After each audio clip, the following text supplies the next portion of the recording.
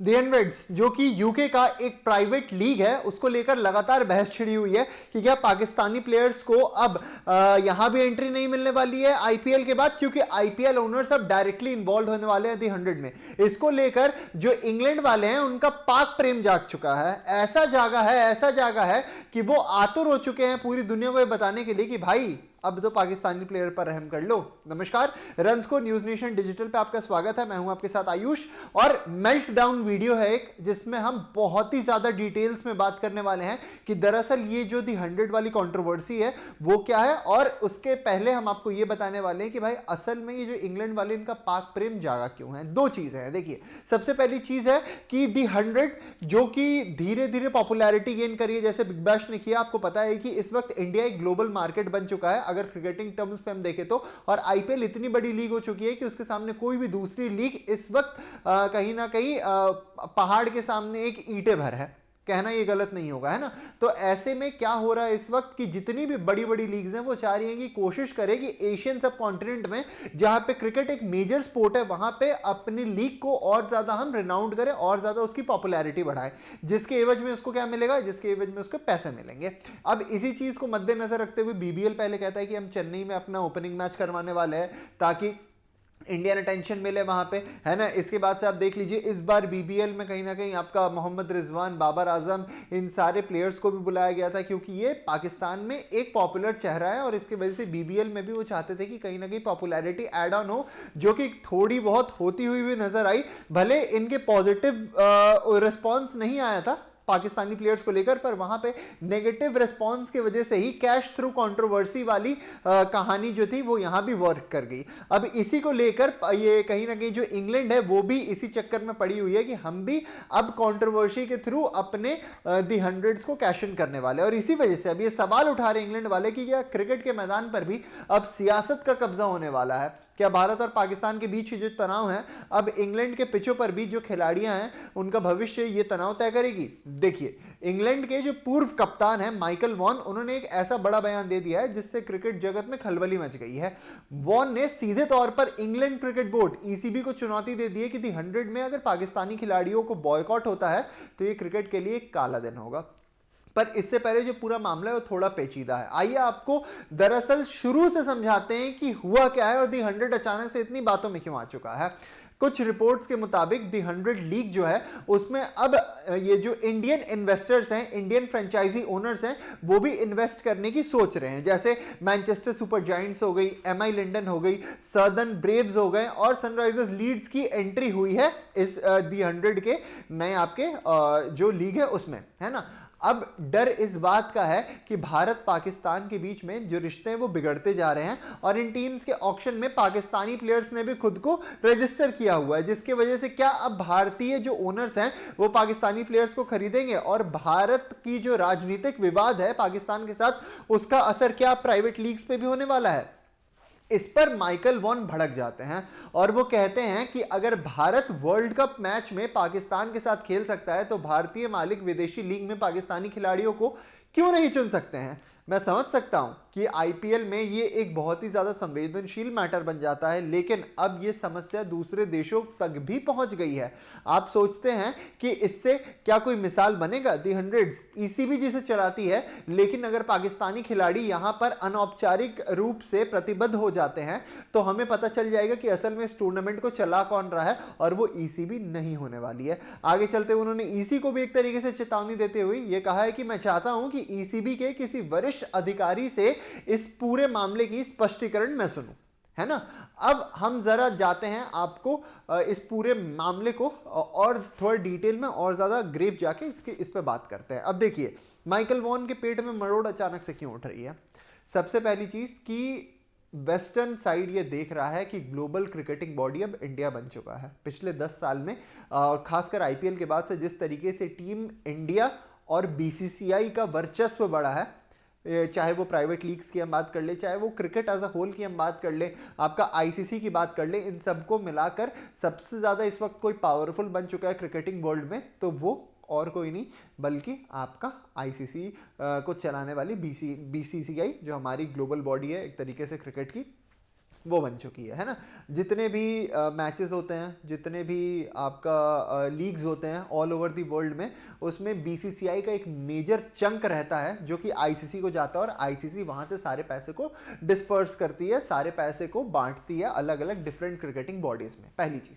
दूसरी चीज, वेस्ट ये चीज नहीं चाहता है कि जो इंडिया की सुपर पावर है ना क्रिकेट में वो और ज्यादा बढ़े, क्योंकि अगर हमारे जो लीग के इन्वेस्टर्स हैं वो आके उनकी लीग में इन्वेस्ट करके अपनी कहीं ना कहीं एक टीम खड़ी कर देते हैं, तो ऐसे में जो ईसीबी का और उनके इन्वेस्टर्स का वर्चस्व है वो ऑलरेडी कम हो जाएगा, क्योंकि हम एक्स्ट्रा पैसा ऐड कर सकते हैं वहां पे, हमारे पास सुपर पावर्स है, हमारे पास संसाधन ज्यादा है, जिसके वजह से कहीं ना कहीं जो वर्चस्व है वो वापस से आपका दी 100 का एक इसी तरीके से देखा जाएगा कि इंडियन इन्फ्लुएंस के वजह से 100 जो लीग है वो भी चल रही है। तो इस वजह से माइकल वॉन भी ये चाहते हैं कि भाई किसी ना किसी तरीके से तो ये मुखर होकर बोलना पड़ेगा ना कि भाई हमारी जो लीग है उसे हमारे तक ही सीमित रहने दो, उसमें भी इंडिया को मत घसीट के लेके आ जाओ, है ना। तो इसी वजह से उन्होंने शुरू किया है। पर क्या दी 100 सच में इस काबिल है कि वो जितने भी ये पाकिस्तानी प्लेयर्स वगैरह हैं इन सबको संभाल सके? आइए सबसे पहले एक टेबल के माध्यम से हम जानते हैं कि कौन कौन से प्लेयर्स ने किन किन टीम्स में शिरकत की है अभी तक दी 100 में। दी 100 की अगर हम बात करें तो अभी तक चुनिंदा प्लेयर्स ही हैं जिन्होंने अलग अलग टीम से खेला हुआ है, जिसमें पहला नाम आता है हारिस रौफ का, जिन्होंने वेल्श फायर के टीम से खेला हुआ है। शाहीन शाह अफरीदी ने भी वेल्श फायर से खेला हुआ है। नसीम शाह ने बर्मिंघम फिनिक्स से खेला हुआ है। इमाद वसीम ने ट्रेंट रॉकेट से खेला हुआ है। उसामा मीर ने मैनचेस्टर ओरिजिनल से खेला हुआ है। मोहम्मद आमिर ने लंदन स्पिरिट और नॉर्दर्न चार्जर से खेला हुआ है। शादाब खान ने बर्मिंघम फिनिक्स से खेला हुआ है और जमान खान ने मैनचेस्टर ओरिजिनल से खेला हुआ है। अच्छा, अब आप सोच रहे होंगे कि ये सारे नाम तो इसमें मिल रहे हैं, पर दो सबसे बड़े नाम जो इस वक्त पाकिस्तान के क्रिकेट में एज अ फेस बनकर सामने आते हैं, बाबर आजम और मोहम्मद रिजवान, वो क्यों नहीं नजर आ रहे? क्योंकि वो तो बीबीएल भी खेल चुके हैं। इस पर भी हमने पूरी रिसर्च की हुई है, इसके बारे में भी आपको बताएंगे। पर अब हम आपको बताते हैं कि दरअसल यहां पे कहीं ना कहीं जो इंडियन लीग्स आई हैं और रिपोर्टेडली ये जो बातें चल रही हैं कि अब क्योंकि इंडियन लीग्स ने अपने जो टीम्स हैं उसको खरीद लिया है, तो उसमें जो पाकिस्तानी प्लेयर्स हैं वो खेल नहीं पाएंगे।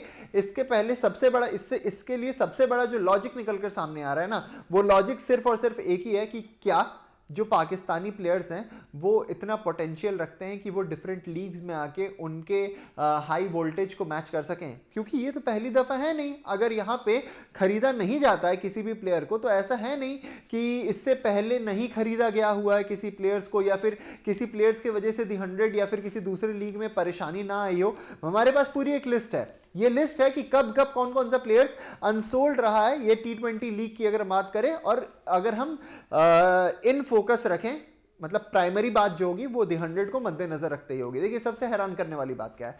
सबसे हैरान करने वाली बात यह है कि दुनिया के जो टॉप T20 स्टार्स हैं उन्होंने कहीं ना कहीं रजिस्टर किया खुद को दी 100 में, और फिर भी इन पाकिस्तानी प्लेयर्स को नहीं खरीदा गया।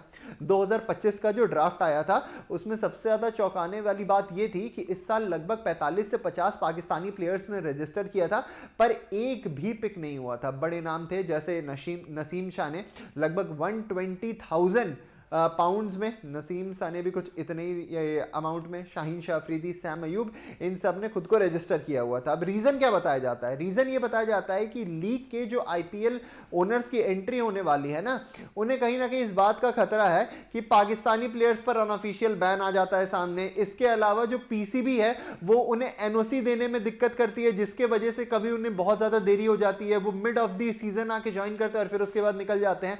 चलिए, तो अभी की बात हो गई। 2024 की बात करते हैं। 2024 का जो ड्राफ्ट निकल कर आया था इसमें 3 प्लेयर्स पिक हुए थे, है ना, जिसमें नसीम थे, शाहीन थे और इमाद थे, जबकि हारिस रौफ, उसामा मीर को अपनी टीम्स में रिटेन कर लिया गया था। और इसमें जो प्लेयर्स अनसोल्ड रहे थे उनमें बाबर आजम और मोहम्मद रिजवान जैसे बड़े नाम थे, ये अनसोल्ड रहे थे क्योंकि बेस प्राइस और अवेलेबिलिटी पीरियड फ्रेंचाइजीज के लिए एक बड़ी इशू बन गई थी, इसीलिए ये पिक ही नहीं हुए थे किसी टीम के द्वारा। 2023 के ड्राफ्ट पे आ जाते हैं। इस ड्राफ्ट में भी बाबर आजम और मोहम्मद रिजवान अनसोल्ड रहे थे।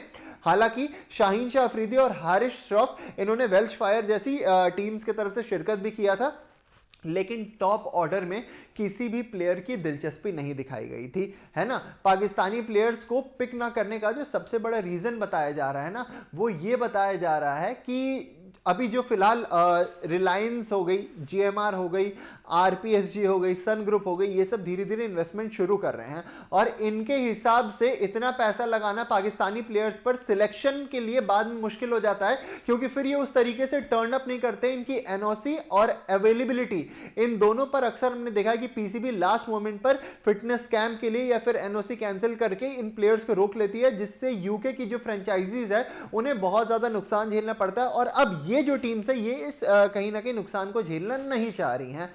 बेस प्राइस पर जैसे प्लेयर्स जो हैं आपका बाबर और रिजवान, ऐसे प्लेयर्स हमेशा टॉप ब्रैकेट में रहते हैं, बेस प्राइस पर आप इन्हें खरीद नहीं सकते हैं। और ऐसे प्लेयर्स क्या इतना पैसा इस वक्त डिजर्व कर रहे हैं? देखिए, आपको ये चीज समझना पड़ेगा कि अभी टी20 वर्ल्ड कप भी चल रहा है। टी20 वर्ल्ड कप में मोहम्मद रिजवान सिलेक्ट भी नहीं हुए हैं, बाबर आजम को बैटिंग करने के लिए नहीं भेज रही है टीम, और यह दिखाता है कि इस वक्त ये सारे पाकिस्तानी प्लेयर्स किस अपनी पोटेंशियल पर क्रिकेट खेल रहे हैं। बाबर आजम के लिए यह बोला गया है कि अगर एंकर इनिंग्स की जरूरत हुई तो विकेट बचाने के लिए उन्हें भेजा जाएगा, वरना उन्हें बैटिंग के लिए नहीं भेजा जाएगा। हम बहुत डीप डाउन दी ऑर्डर जाके अपनी बैटिंग को लेकर उतर रहे हैं। कल के मैच में जो कि वॉश आउट हो चुका था उसमें तो यहां पे फकर जमान को भी इंट्रोड्यूस कर दिया गया था टीम में, पर बाबर आजम को नहीं। ठीक है, ये हो गई 2-3 बातें। अब अगर हम हिस्टोरिकली जाके देखें तो दी हंड्रेड्स की जो विमेंस की लीग होती है उसमें आज तक एक भी पाकिस्तानी प्लेयर ने नहीं खेला है। तो क्या ये इसी वजह से हो रहा है क्योंकि जो इंडियन ओनर्स हैं वो अब धीरे धीरे इन्वेस्ट करना चाह रहे हैं? तब से तो इन्वेस्ट नहीं करना चाह रहे थे ना भाई, अब इन्वेस्ट करना चाह रहे हैं ना। तो आपको ये भी तो समझना पड़ेगा कि अगर हिस्टोरिकली 45 से 50 प्लेयर्स को रजिस्टर किया जाता है, उन्हें नहीं खरीदा जाता है, मुश्किल से गिनकर आज तक 3 से 4 सीजन में आपको 7-8 नाम दिख रहे हैं ऐसे जो कि दी हंड्रेड्स में खेल चुके हैं पाकिस्तान की तरफ से, वो भी बॉलिंग के तौर पर खेल चुके हैं, क्योंकि इनिशियल डेज में इनकी बॉलिंग वो थोड़ा बहुत एक एक्स फैक्टर प्रोवाइड करती थी टीम के लिए। अब वो चीज नहीं है ना। इतने और जितने पैसे इन्हें दिए जा रहे हैं उसमें फुल सीजन ये अपनी अवेलेबिलिटी भी दर्ज नहीं करा सकते हैं। अब करंट अपडेट आपको बताते हैं कि 2026 के भी जो ऑक्शन है उसके लिए लगभग 63 पाकिस्तानी प्लेयर्स ने रजिस्टर किया है, जिसमें शाहीन शाह, सलमान अली आगा, ये सारे बड़े नाम है ना। बट इस बार जो डेडलॉक है वो टूटता है या नहीं, इस पर सबकी नजरें बनी हुई हैं, क्योंकि हर कोई यही पूछ रहा है कि क्या सियासत को मिक्स किया जा रहा है। पर जवाब निकल के तो ये सामने आ रहा है कि भाई ये सियासत नहीं है। अब क्या जो भी इस वीडियो को देख रहे हैं उनसे एक फ्रेंडली तौर पे मैं क्वेश्चन पूछना चाहता हूं कि आप सपोज कीजिए एक बिजनेस खड़ा करना चाह रहे हैं, उस बिजनेस में क्या आप ये चाहेंगे कि जो ये जो नॉन परफॉर्मिंग एसेट्स हैं आपके, या फिर वो बिजनेस जो आपको रिटर्न्स नहीं देने वाला है उसमें आप इन्वेस्ट करें? भाई ये भी तो एक बिजनेस ही चल रहा है ना। क्रिकेट में अगर कोई पैसा लगा रहा है तो वहां से वापस जनरेट करके वो पैसा उसके पास प्रॉफिट के तौर पे पहुंच रहा है, इस वजह से वो पैसा लगा रहा है। तो क्या पाकिस्तानी प्लेयर्स वो प्रॉफिट अर्न करने में उतनी ज्यादा हेल्प कर पा रहे हैं इस वक्त? जिसका सीधा जवाब है नहीं। ना शाहीन शाह अफरीदी उस कैलिबर के हैं अभी, ना बाबर आजम है, ना रिजवान है, ना शाहीन आपका सलमान अली आगा है, ना आपका हारिस रौफ है, किसी का भी नाम ले लीजिए आप, whosoever it be।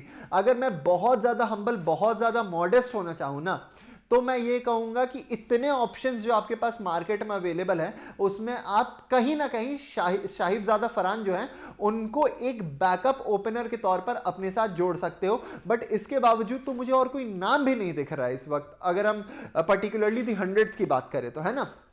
तो ऐसे में अगर इंडियन ओनर्स को ये ओनर्स लेना पड़ रहा है कि भाई हम पाकिस्तानी प्लेयर्स को नहीं खरीदना चाह रहे हैं, तो इसमें कोई गलत नहीं है। उनका पैसा है, वो इन्वेस्ट करना चाह रहे हैं, उन्हें पता है उन्हें रिटर्न्स कहां से मिलेंगे। पाकिस्तानी प्लेयर्स तो उन्हें नहीं जितवाने वाले हैं ना टूर्नामेंट तो उन्हें वो प्लेयर्स जितवाएंगे जिस पर वो भरोसा दिखाएंगे। तो क्यों ना ऐसे प्लेयर्स पर भरोसा दिखाया जाए जो कि अपने दम पर, अपने ना कोई पर्ची के, ना ही किसी सेटिंग के, बल्कि अपने बलबूते पर उस मुकाम तक पहुंचे और जो जानते हैं कि भाई हमें प्रेशर में परफॉर्म कैसे करना है। तो इस वजह से ये जो दी 100 है ना, इसे पाकिस्तानी एजेंडा बनाने से अच्छा है। और अंग्रेजों का जो पाकिस्तान के लिए प्रेम उमड़ रहा है सिर्फ ये देखते हुए कि वेस्ट का इन्फ्लुएंस धीरे धीरे क्रिकेट से और कम होते जा रहा है, उससे दूर रखकर क्रिकेट को क्रिकेट तक ही रहने दें। अगर ये मेल्टडाउन, ये पूरा डीप एनालिसिस, पूरी डीप रिसर्च आपको पसंद आई हो तो अपने दोस्तों के साथ शेयर कीजिएगा। और अभी के लिए दीजिए हमें इजाजत। शुक्रिया। आपके मोबाइल पर तुरंत आएगी ब्रेकिंग न्यूज, स्क्रीन पर सबसे पहले दिखेगी बड़ी खबर, देश दुनिया की हर खबर एक जगह। अब आपके मोबाइल पर तुरंत फटाफट इंस्टॉल कीजिए न्यूज नेशन ऐप और रखिए खुद को अपडेट।